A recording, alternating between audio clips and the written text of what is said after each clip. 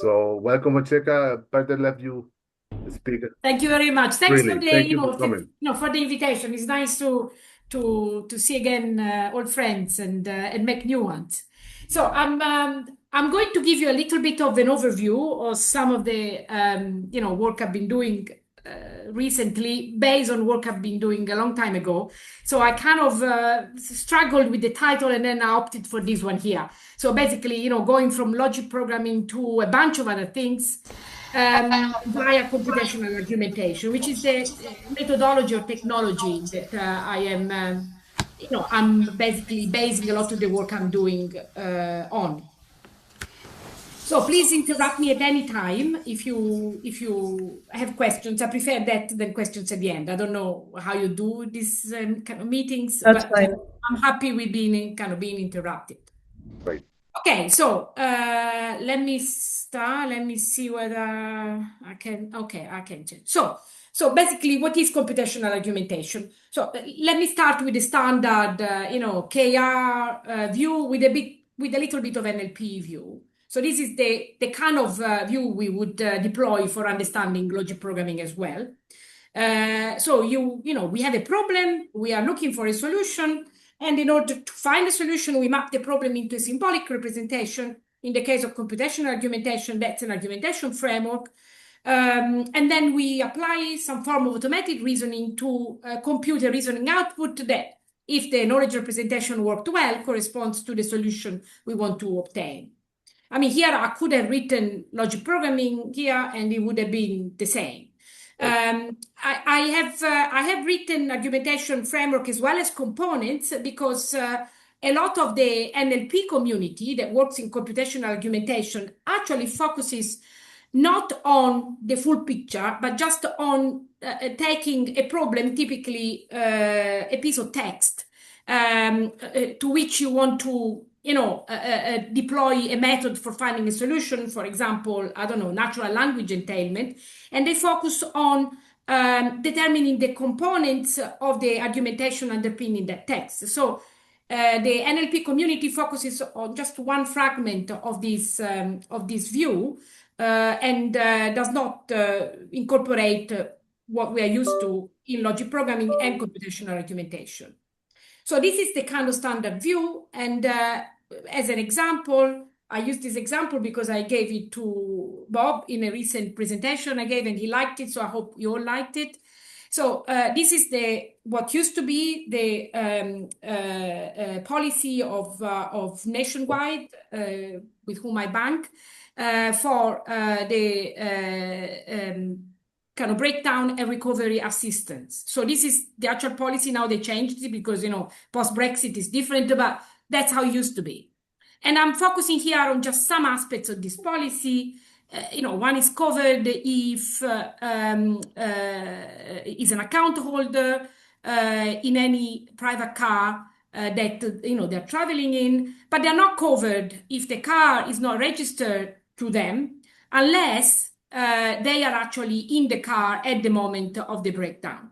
So I focus just on these two aspects of the policy, and we can map. So our problem here, the problem to solve, is if we have an individual, for example, Mary, who is an account holder traveling in a friend's car when the car breaks down, and we want to determine whether Mary is covered, then what we would do is we would find a representation, apply automatic reasoning to that representation, so that we can determine an answer to this.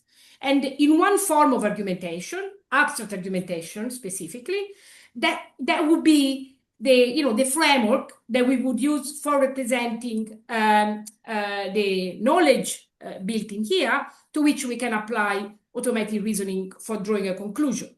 Now, this is abstract argumentation is all about graphs. Nodes in the graph are then kind of basically deemed to be arguments, and they're black boxes. They're just arguments insofar as they are in dialectical relationship with other arguments, and the edges are this dialectical relationship of attack specifically. So in this concrete setting, I don't know, can you see that? I think I like to Yes, see you, but okay, I'm hiding you, so I don't see you, which means if you want to interrupt me, you need to shout. we will. Don't worry. So this argument could be that Mary is covered because from this factual information, we can see that this bit of the policy applies as she's traveling in a private car.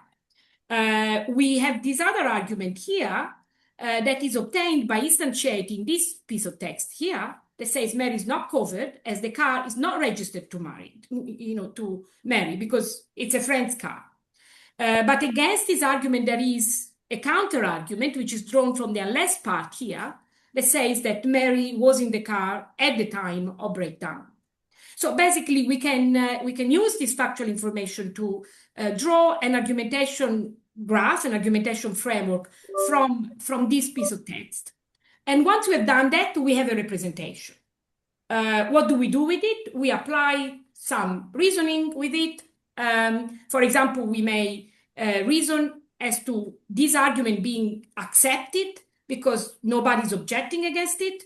This argument being rejected because there is an accepted argument objecting against it.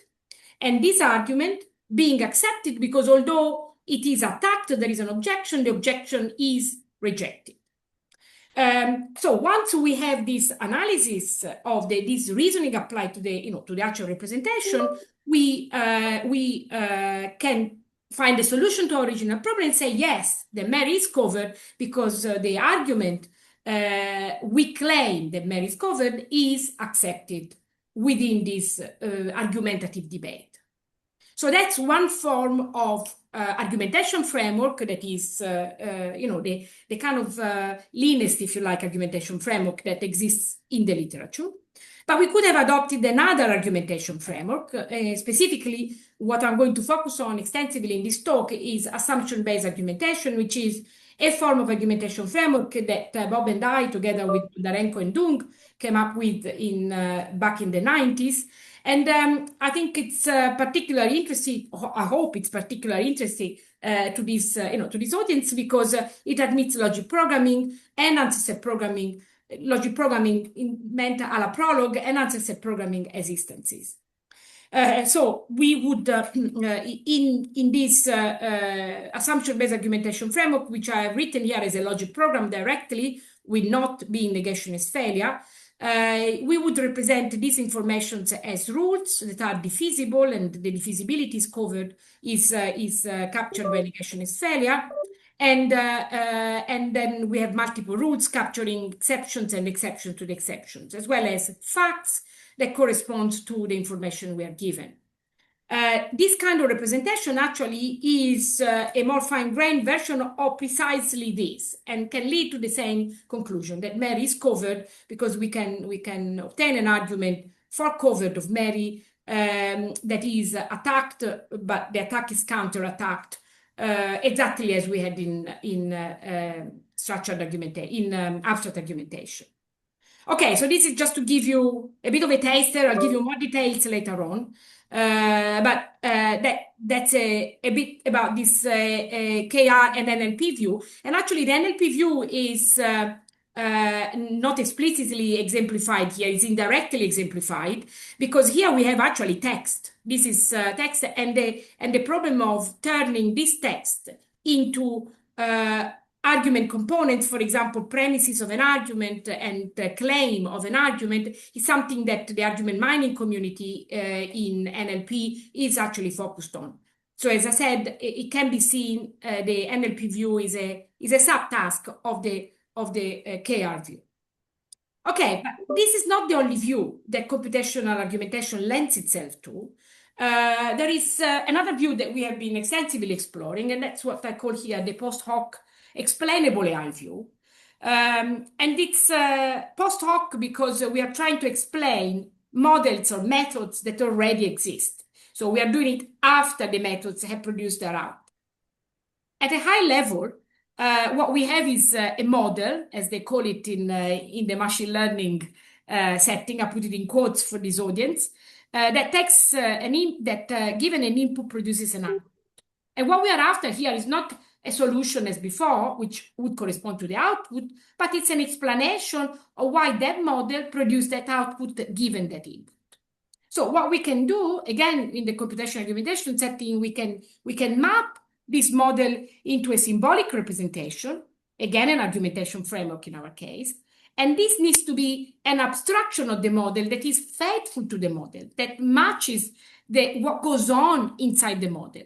So that, and then we also need to identify some way to reason with this representation that matches the reasoning that the model performs, so as to be able to generate an output that is an explanation for the original model.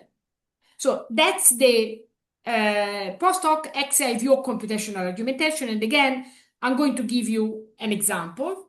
We looked at explaining multi-layer perceptrons precisely in this form. It is well known that the multi-layer perceptron correspond. I mean, this was proven a few years back, 5 years back, that multi-layer perceptrons are actually a form of argumentation framework, specifically what we call weighted quantified bipolar argumentation framework. You need to hold with me. I'll tell you later what they are. And actually, what their behavior, their reasoning, if you like, corresponds to a specific semantics for this type of argumentation framework, which is a gradual semantics. Instead of saying that arguments are accepted or rejected, as I showed you before, in this case, we have that arguments have a score which somewhat represents their dialectical strength. Again, I'll give you some details. I just want to convey a bit of an intuition now. So what we have done is we have leveraged on this mapping, which is exact. So this is a one-to-one mapping, but cannot per se provide an explanation because the size of the argumentation framework is the same as that of the original neural network. So what we have done is that we have sparsified and combined, and here I'm giving a very simple visualization of what we obtain as an argumentation framework, again as a graph. But now we have two types of edges, not just attack, as I've shown you before, but also supports. And edges have weights, that's why they're weighted, as well as some intrinsic strength. And what we do is we use this abstraction, and we can sparsify more and more, so cluster more and more the neurons in here, in each of the hidden layers, as much as we want in order to get something cognitively manageable by users that want to receive the explanation. And what we have done is we have proven that this sparsification is still faithful, not just matching inputs and outputs of the original method to be explained, but also in terms of the internal structure. And we have done experiments for showing that. I'm not going to give into details. I just want to give you an intuition of what I meant before, that we have a system that already produces outputs, but we want to obtain explanations for how these outputs are obtained from the inputs. And we do so by abstracting away this model with a simpler argumentation framework from which we can draw explanations. Okay, that is a third view of computational argumentation that we are exploring. And that's what I call here the ex ante XAI view. So before we would explain an existing method. Here we are building an interpretable method that can be equipped with explanations argumentatively from the onset. So we don't wait to see what the method is like and then we map into an argumentation framework. We straight away use argumentation as the method. So in this case, we have data and some knowledge, we have an input, and we want both the output and the explanation. So here the output is a solution to the problem, but we also want it to be explainable directly. And it's well known that methods such as neural networks that I've shown before are opaque and they need explaining, so they cannot serve as this. So what we do is that we map the data and the knowledge into a symbolic representation, again, an argumentation framework, and then we apply some automated reasoning method. In this case, we just need to find one that works, that performs well, And then from performing this automatic reasoning method, we obtain both the output, and by virtue of the underpinning argumentation framework, we can extract cognitively manageable explanations. So again, I'm going to give you an example of what that means. This is a kind of recent work of what we call argumentative large language models. And in this particular case, we have some knowledge encapsulated in an LLM, and we want to produce outputs that are explainable, and we are focusing on claim verification. So the outputs are whether the inputs, a claim, is true or false. In addition to this output, true or false, we also want an explanation. Now, there are lots of methods with LLMs that claim to provide outputs and explanations. You can ask an LLM, tell me whether this claim is true and explain to me why, and it would come up with something. Or you can use chain of thought, which is the privileged reasoning, so-called reasoning method that people are deploying these days with LLMs, and you would get the chain of thought as an explanation, but in neither case you have any guarantees that the explanation is faithful to how the output was produced. So what we want to do instead is provide not just an output, but also explanations that are faithful to the reasoning. And to do so, we take the reasoning out of the LLM. We use the LLM to generate a bipolar argumentation framework, which has, in addition to attack as abstract argumentation framework, also support. We deploy various methods for quantifying the certainty level of these opinions being expressed. So B would be a claim, and this would be an attacking and a supporting argument for the claim. So we have ways to assess the intrinsic strength of these arguments, as well as of the claim. And then we apply we obtain basically what we call a quantitative bipolar argumentation framework, to which we apply a semantics, a gradual semantics, and by thresholding we get a prediction, and we can use the same argumentation framework as a faithful explanation for the solution. So that's an example of a method that uses argumentation natively for interpretable outputs. Okay, I have given this the kind of general spin to what I'm going to talk about, but I'm going to next go into details of what computational argumentation is. So if there is any question about this part, now is the time to ask. Otherwise, Yes, I'll carry on. yes. Can you clarify? Thank you, Francesca. This is brilliant. Can you clarify what you mean by unfaithfulness? I mean, how you quantify that? Yeah, so for example, suppose you have a logic program, and the logic program tells you that P is true. You can trace suppose you do it in Prolog. So you've got P, you've got your logic program in P. If Q is a fact, you get that P is true. Okay?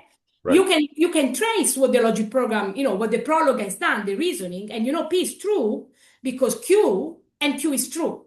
So you can use that trace as a faithful explanation of the output, because that trace is how the output was generated. Okay? But I'm telling you, here is a Prolog program, the output is P, and I'm telling you the explanation is, P if R and R. That's not how the output was computed. It is still an explanation. You can see that from P if R and R, you get P, but it's not a faithful explanation because the Prolog reasoned with P if Q and Q. So P if Q and Q is a faithful explanation of how P was proven. P if R and R is not. It's simply not how the Prolog reasoned. Okay.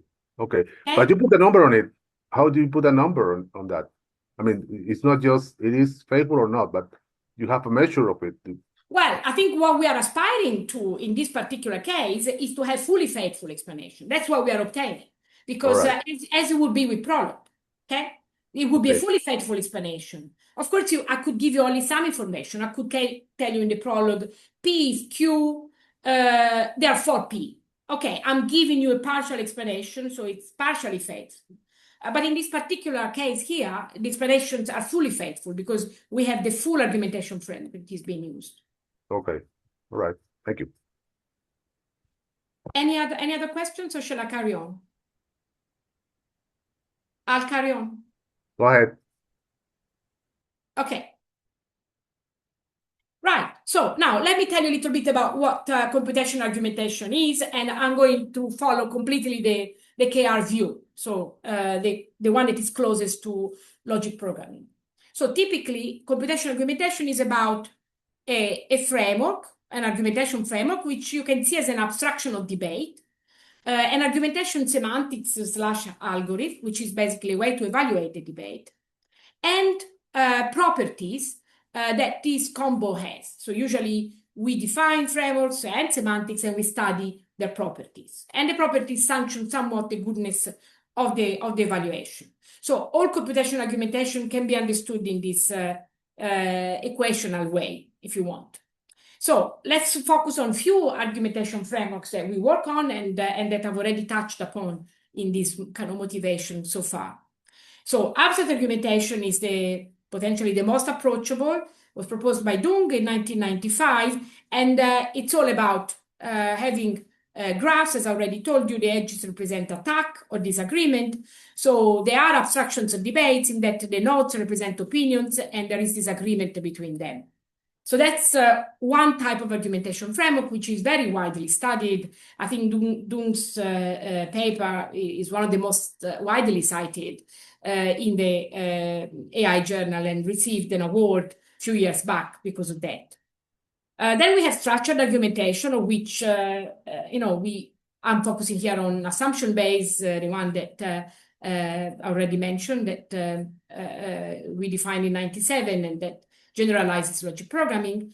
And in the case of structured argumentation, basically it's called structured because arguments have a structure. So they have premises and they have claims. So you could have an argument here, gamma if a bunch of premises. The attack is because this other argument is somewhat for the claim B bar, which corresponds to what we call the contrary of B. So beta here is an assumption, what we call an assumption, and is what makes this whole argument be feasible. And to attack it, we need to derive the contrary of this assumption or any other assumption in here. And similarly here, we have an attack against this argument because this argument derives the contrary of an assumption in the premises of these other arguments. So its structure is more fine-grained. You know what arguments are like inside, whereas in abstract argumentation, they're just nodes. You don't know anything about them. And also you understand why there is an attack. Then you have what is commonly referred to as bipolar argumentation, proposed by Cairol and Lagastier in 2005. And these are basically like abstract argumentation frameworks, but in addition to attacks, you also have supports. So they capture more aspects of debates where you may have agreement as well as disagreement. And then you may have other things. You may have that arguments have some intrinsic strength prior to the debate, for example, in the 0-1 interval. And that's one example. So not only I know that the black argument attacks the pink, which attacks the otherwise pink, and the green argument supports the otherwise pink argument. But I also know that each argument has a certain value, which represents how strong it is from an argumentative viewpoint prior to the debate, prior to considering any kind of dialectical relationship. So there are various ways in which this intrinsic strength can be calculated or interpreted. It could be reflecting the quality of the argument, whether the argument is well formed, whether the premises of the argument generally support the claim of the argument or not. It could measure how consistent it is at its internal, whether there are any gaps, but it could also reflect the goodness of the source from which the argument was drawn. A more reputable source may lead to a much higher intrinsic strength. It could reflect the ranking of the goals of the users if the arguments promote goals, etc. So it could be representing very many things. We also have, and I'm not illustrating on this slide, but I mentioned this before, we could also have weights on this edge, and this is what is called weighted quantitative bipolar argumentation. So these are all examples of the kind of argumentation frameworks we study. There are others that I'm not mentioning here, with preferences, so with with probabilities, etc. But I'm not going into detail. Okay, that's as far as the representation is concerned, and there is the semantics, which is basically the automated reasoning tool, as I was saying before. And you may have notions of extensions, which corresponds to models in logic programming, but dialectically can be interpreted as sets of winning arguments or winning components of arguments. As we already saw, in this particular case, the green arguments are winning, are acceptable, the red one is not, and this is according to all semantics that Dunga has proposed, including stable extensions, grounded extensions, etc. This is a very simple argumentation framework. There are no cycles, nothing fancy, so all semantics agree. But in addition, we could also have, especially when we have kind of intrinsic strength of arguments, we could have what we call dialectical strength notions or gradual semantics, which measure how strong indeed an argument is dialectically. And this is an example of what one such semantics, and there are very many, may provide. This is the DF semantic that one of my former PhD students, Antonio Rago, defined in 2016. And it basically intuitively works like this. You start from arguments which are unattacked and unsupported. So originally this was defined only for cycle-free argumentation frameworks. So if they're unattacked and unsupported, then their dialectical strength is the same as their intrinsic strength, because you have no other factor to consider. Then an argument which is just attacked is going to be having its intrinsic strength decreased proportionally to its own intrinsic strength and the dialectical strength of the attacker. So in this particular setting, because the attacker is weak, we have a very small decrement of the original intrinsic strength. So we go from 0.5 to 0.45. And when an argument is both, similarly analogously, if an argument is only supported. And if an argument is both attacked and supported, then we check which one is stronger. In this case, the supporter is stronger, so then we add something to the intrinsic strength. And this is again in proportion to the dialectical strength of attackers and supporters and its own intrinsic strength. So this is just to give you a flavor about what the semantics are. As I said, there are quite a few. Okay, and there are many more also ways to do semantics. There is what is called labelings, where in addition to accepted, winning, and rejected argument, you also have undecided arguments. And there are other ways to provide semantics. There are games, which are halfway houses between extensions and numbers. Okay, and then there are properties, and the properties may be about existence, uniqueness, complexity. We study this kind of stuff here, as it happens in logic programming. And in the case of gradual semantics, we have a variety of properties. For example, dialectical monotonicity. You intuitively would expect, as in a debate, that attacks decrease strength and supports increase strength in proportion to the strength of the attackers and supporters. So we've got a variety of properties that we have studied, and that we and as a community, not necessarily me. And finally, we basically have a huge focus within argumentation to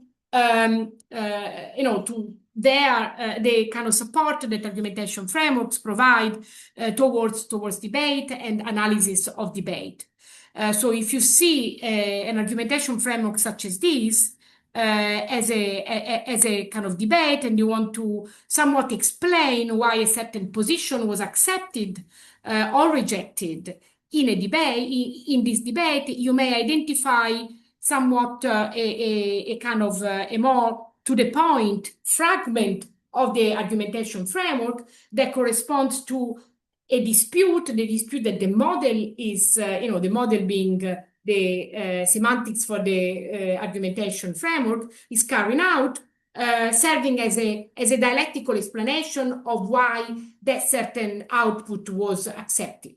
So in this particular example, if you want to know this somewhat pinkish argument why it was accepted, you can extract this fragment of the argumentation framework, and this is what we call a dispute tree, which is like a debate, a dispute between two fictional players, one proponent of the argument and then an opponent of the argument. The opponent looks for attacks against the proponent's argument, and the proponent tries to defend itself against the opponent's attack. And this kind of approach, which dates back to 2006, but we further developed extensively. The 2006 version was with Dung and Bob.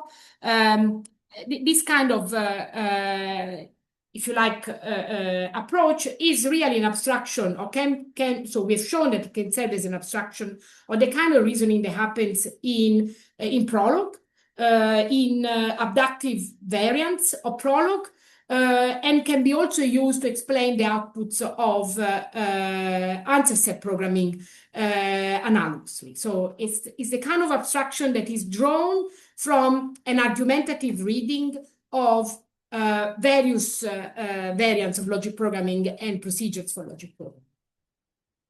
But in addition, we could actually generate genuine debates, not between fictional players, the proponent and opponent, but between multiple agents, as well as agents and humans, as I try to exemplify here. So we have a system which is providing recommendations, and I'm assuming here, this is a very simple example, that this can be abstracted away as an argumentation framework. And here I'm kind of simplifying, but actually we do have applications precisely for this, where we automatically can interpret recommended systems of certain kinds as argumentation framework.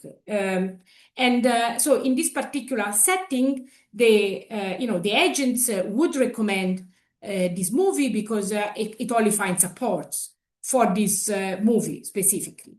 It can have that the acting is great, which is because a certain actor is great. So you kind of see that the thinking of the agent, if abstracted away as an argumentation framework, would lead to this, to this recommendation.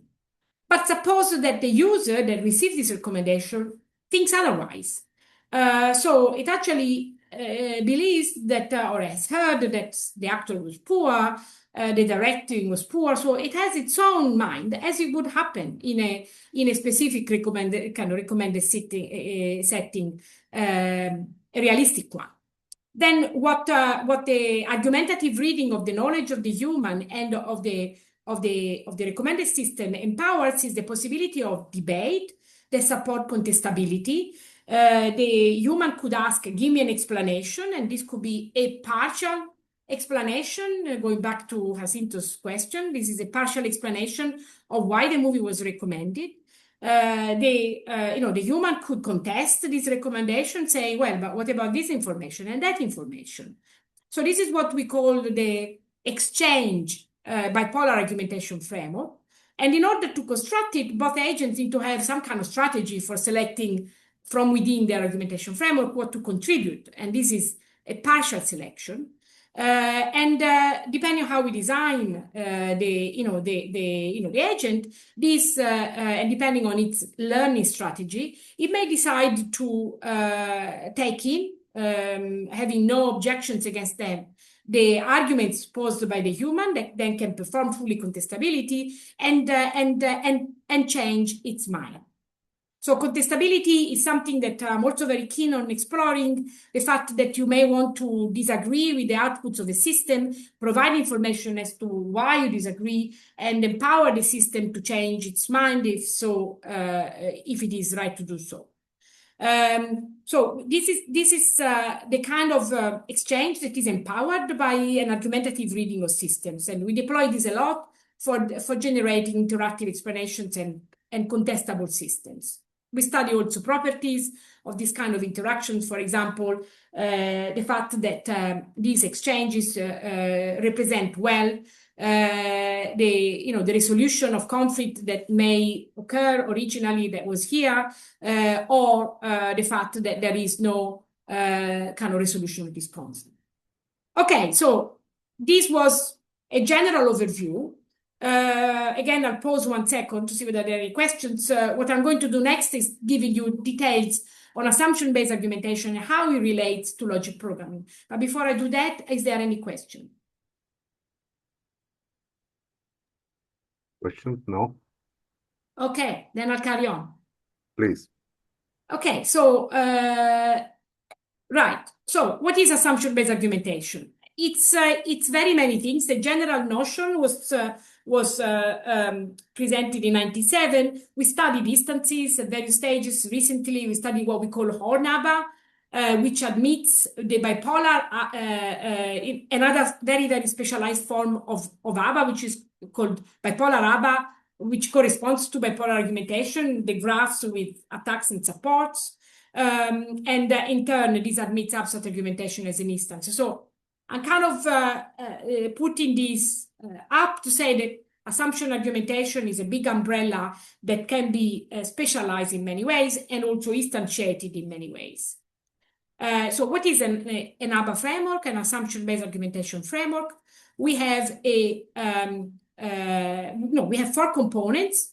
2 of them are just a didactic system. And this is made up of a language, a set of sentences, and inference rules.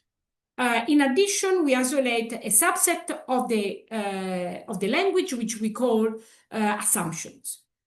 Each assumption is equipped with a contrary, which is a mapping onto the language. So each assumption has a sentence associated to it, which represents its contrary.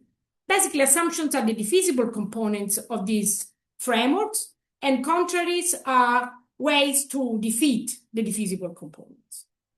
Let me give you a couple of kind of definitions. In general, in unrestricted ABA frameworks such as these, we may have the assumptions occur in the conclusions of inference rules, and therefore we may need to check whether assumptions are closed.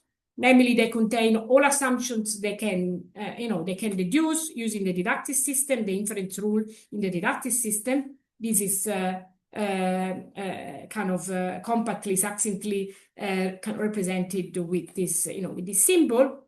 And we define attacks between sets of assumptions as, in such a way that A1, a set of assumptions, attacks A2, another, if there is a deduction from a subset of the first one for the contrary of an assumption in the second set. I've already illustrated this. This is just making it a little bit more precise and reiterating it. So that's what an ABA framework is. Let's consider a very, very simple example, which is a representation of the presumption of innocence. A person is innocent unless proven guilty, and maybe we just have a person and a person Joe. So we could represent this in default logic, for example, using an inference rule. So nothing to do with ABA yet. This is just default logic. So we might say that the person X is innocent if you can consistently assume that he's not guilty. And you may have that Joe is a specific person. Or you could represent it in logic programming with negationist failure. You say X is innocent if X is a person and is not guilty, not is negationist failure, and we know that Joe is a person. So these are simple ways to represent this knowledge and the fact that Joe is a person in both default logic and negation and logic programming, which are 2, frameworks I hope you're very familiar with. And they're both basically instances of ABA. So in the case of default logic, we have that the didactic system is first order logic plus the given theory that you have, which is somewhat given here, or P of Joe, and the inference rule of first order logic plus the inference rules are what you are using as your deductive system. And the assumptions are all of the form that is consistent to assume whatever. And the contrary is what you would expect. So the assumption M not guilty Joe is the contrary of this assumption is that Joe is guilty. So that's how you would obtain an instance of ABA that corresponds to default logic. And in the case of logic programming, the deductive system is the logic program itself. You can see each of these implications as an inference rule. And the Herbrand base is your language, basically. The assumptions are the negationist failures, and the contrary of the negationist failure of an atom is the atom. So these are specific concrete instances of general ABA. And they happen all to be what we call flat, meaning they're such that no matter which set of assumptions you choose, you cannot derive any assumptions from them, which means they're closed according to the previous terminology. Flatness is an important aspect because the complexity of the stuff changes when you go flat and non-flat. And also in the case of logic programming, there is an interesting observation I'll make later on, what happens when you have the logic programming instance but it's not flat, but I'll tell you later. Okay, so once we have defined what is the framework itself, we need to determine the semantics, and ABA until recently was only equipped with extension-based semantics, but we presented a paper at the last CLArg in which we provided the gradual semantics for ABA itself. However, I haven't mentioned this later on in this talk. So one standard way to provide semantics, which is corresponding to answer sets of answer set programs, is that of stable extensions. These are closed sets of assumptions that are conflict-free, so you cannot build any arguments from the assumptions for contraries of assumptions in the set itself. And also they're such that they are basically able to attack any assumption that is outside them. So for each assumption not in the set A, but still an assumption, you can attack that assumption by proving its own contrary from some subset of your stable extension.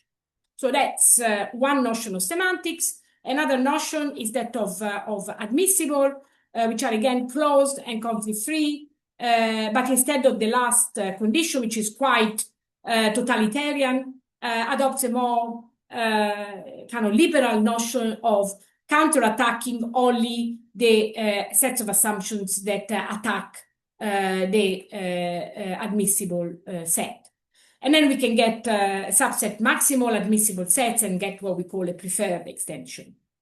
And note that when the underpinning ABA framework is flat, the closed condition is vacuous. So if you have seen other presentations about ABA, often they're restricted to the flat case, so we kind of ignore this. Okay, a very, very simple example.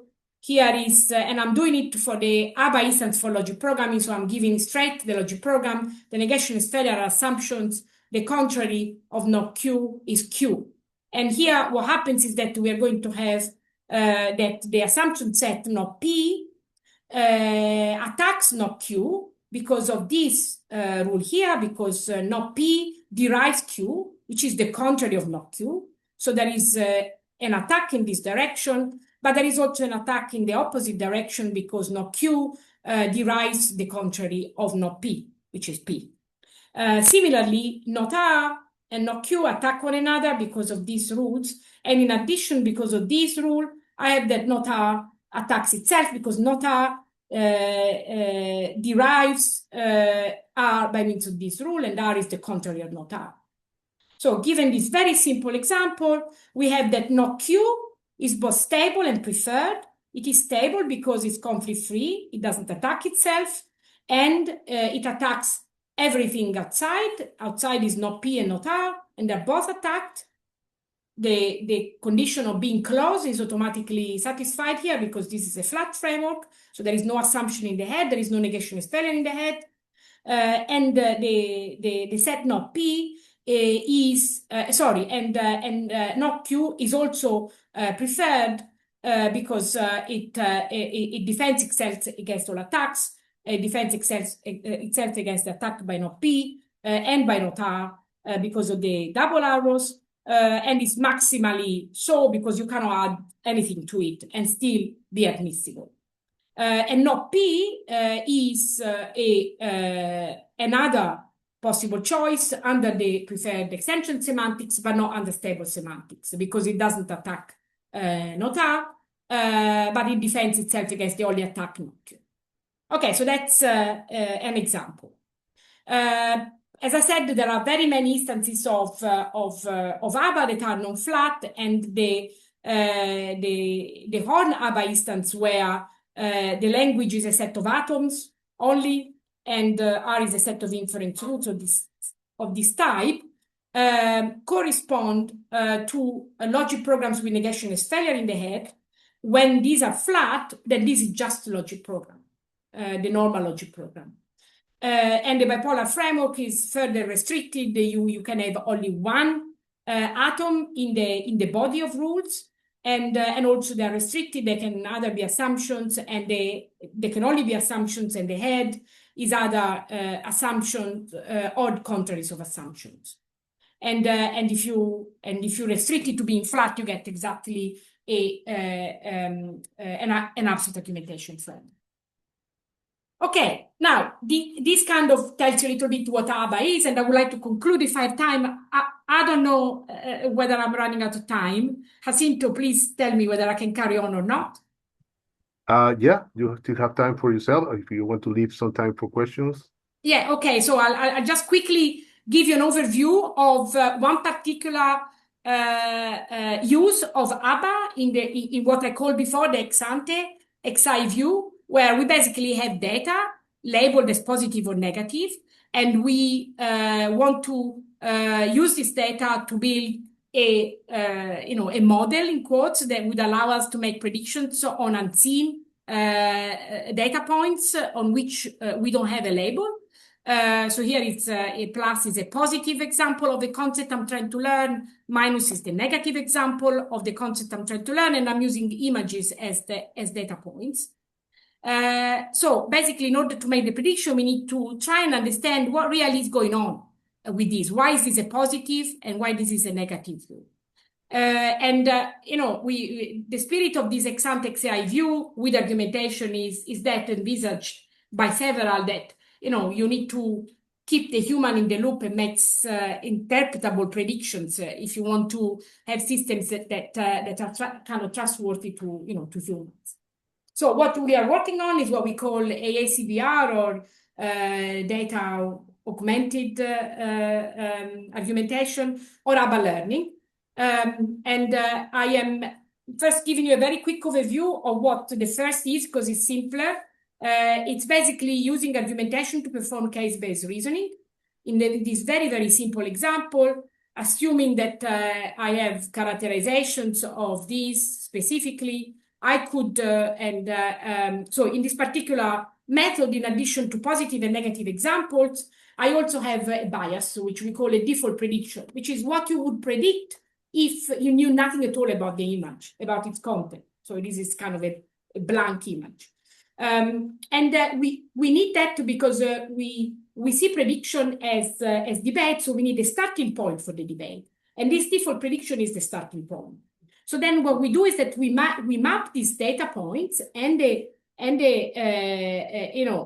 the default prediction into an abstract argumentation framework by looking at, put very, very crudely, a specificity. So this data point attacks this data point because it's more specific, it has more features, and this attacks that because it is more specific still. I mean, here focusing on one, on features extracted from these images, and in neurosymbolic variants of this work, we also look at how to extract those features automatically. So once we have this argumentation framework, which in addition to specificity also takes into account minimality considerations, and we have an unknown example for which we want to make a prediction, we throw it in the debate and we make it attack anything which is irrelevant to it. In this particular case, because this has got red on green and has got no blue triangle, both data points are irrelevant to it. So we kind of have these new dialectical relationships.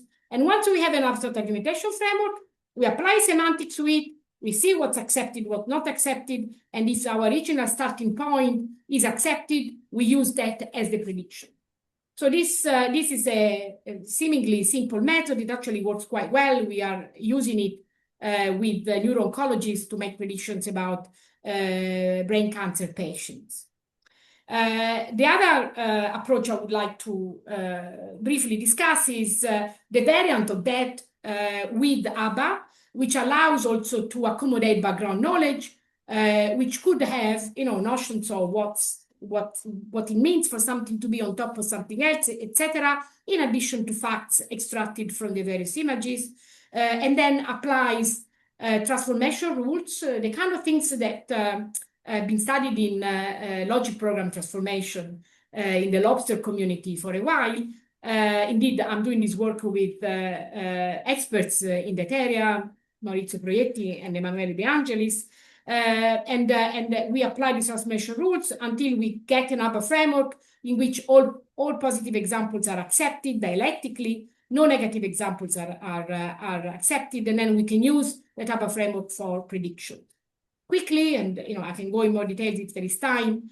If to give you a flavor of what this happens, if that's our setting, there is this background knowledge, and there are these examples, positive and negative, so 2 positive examples, 1 negative example. Now, we start with what we call rote learning, which is picking 1 positive example and making it a fact. Of course, this is not general enough, so we generalize by folding, which basically looks at rules in the given background knowledge, in this case, or in previously learned other frameworks that have the same body as the simple rule we just learned. They would give us this, because, for example, I've got image X if X equal 1. Here it is. Here I'm applying what we call a greedy strategy. So anything which has X equal 1 in the body will play a role here. So I generate this rule, which is more general, of course, than the original one, but unfortunately also covers a negative example. So to prevent that, argumentatively we say, let's make this rule defeasible by adding an assumption and then making sure that the counter this assumption holds for this example. So the counter to this assumption becomes a new piece of a new positive example. We can again apply rote learning and carry on until we are able to cover all positive examples and none of the negative, and we are guaranteed to do so. So this is what the ABA framework we would learn, and then we can use this ABA framework for building arguments and make predictions about unknown examples. We use also, as I said, we also work in neurosymbolic settings where we apply techniques, neural techniques such as lot attention for generating features, and then in a pipeline we are applying ABA learning, and we are also working on end-to-end systems where the extraction of the features and the learning are carried out at the same time. Okay, I'm concluding. I think I have finished my time. So I hope I have transmitted my belief that computational argumentation is rooted in non-monotonic reasoning and in logic programming, and can serve as a CLArg framework under many different semantics, but also for explainability and for learning. And of course, there is so much future work to do that I have not even attempted to enumerate it. Most of what I told you is just one example of what we could be doing, and there is a lot more we could do across the board. And with this, I am happy to take any final questions. Thank you. Thank you, Francesca. Wonderful summary. Fantastic. I don't know, Vero, do you have any questions? Anybody? Nobody has a question? Well, there's so much that's been covered. It's very hard to choose a particular issue. Maybe if we go back to the point you made about interpreting multi-layer neural networks and argumentation terms, and that in order to do so, you need to abstract from the many different nodes in the neural network. Yeah. Would that apply to large language models as well? Right. So for large language models, no, because this method will not apply because they are too big. And also these have got very specific architecture. But having said that, if I can, I'm not sharing my screen, but if you want, I can share it. For the moment, let me just leave it to that. We have just defined a notion of what we call latent debates. So we have a paper on arXiv you can have a look at, in which we abstract away LLMs again as debates, as argumentation frameworks, but of the same kind as this, precisely of this kind, but using a different semantics than these MLP gradual semantics that fits the transformer-based models. And we have actually, when I say we, I mean my kind of collaborators, Li Wu Chen and Xiang Yin, that we are actually showing that argumentative reading of transformer-based models can help predict hallucinations. Are a very strong indicator, especially if you see that there is a lot of debate internally. According to these latent debates, this is very highly correlated with hallucination production. So the answer to your question, Bob, is no, but yes, somehow. I've seen the light. Thank you. Okay, thank you. Any other question for Francesca? I do have one, Francesca. This, going back to the faithfulness and unfaithfulness, this definition you used before is kind of covering what we call fact-checking validity, right? We know that the facts are true, and then therefore we know that the whole sequence is also valid. But does it cover everything? I mean, I'm asking, LLMs are not trustable, so if we are stuck yes, absolutely. But note that differently from the baselines that are here, they're here. I haven't told you what they are. Actually, I have a hidden slide I can show you, so you can see what so let me actually show you what the baselines are. The baseline, one is direct asking, and this is a specific claim. Kepler's works were once banned in Spain. It happens to be true. So if you ask an LLM, I think in this particular case we asked Mistral. It says that that's false, which is wrong. No explanation, nothing. Okay, you can ask chain of thought. Okay, chain of thought would tell you again false in this particular instance, and it would provide you with the thoughts, and the thoughts are an explanation of how you got there. But in reality, they're not an explanation somewhat linked to how the LLM did it. So whenever you use the LLM to produce an explanation, there is absolutely no guarantee that that explanation is connected to anything the LLM thought, okay? Thought in quotes, okay? It's just something which, as I said, could be linked to a completely different form of reasoning, but still look legitimate. Yeah. What we do instead in this particular setting is we take out knowledge from the LLM, okay, and also we measure the confidence we have in that knowledge, and this may be true or false, we don't know, so we are not really able to say that this is true information or this is false information, but we base our prediction of truth exclusively on this. We don't ask the LLM to come up with a prediction, and because we base it exclusively on this is a faithful explanation to this. I mean, it's a bit like using decision trees. If you have a decision tree and you have that, and it produces an output, it does so by following a branch of the decision tree. And that branch is an explanation of how you got to that output. And it's a faithful explanation because that's what the decision tree reasoning gave. So similarly here. So we don't really rely upon the LLM or whether the information it holds is true, etc. We just say, let's take a debate out of it, and let's base our prediction on this debate. And what's interesting is that in the kind of system we developed, and I don't have a slide here, I did not add it, I believe. Let me see. Yes, I didn't. What's interesting here is that we are, sorry, I forgot what is interesting here. Right, I remember that you can actually disagree in the actual systems we develop. You can disagree with this confidence, say this is rubbish. I don't agree with that. You can lower it and you see how your output changes. Or you can say, what about this other argument? It's a better argument, and you can add it. So there is a way to interact and still have a faithful representation to the output, which is based exclusively on this. Right. I mean, I don't know whether this helps clarify this aspect. Yeah, sure. Brilliant. Thank you very much, Francesca. I think we are running out of time now. Yes. Really thank you for coming. And I mean, this is a great summary. Fantastic. Thank you for having me. It has been a pleasure. Okay, thank you all. Thank you.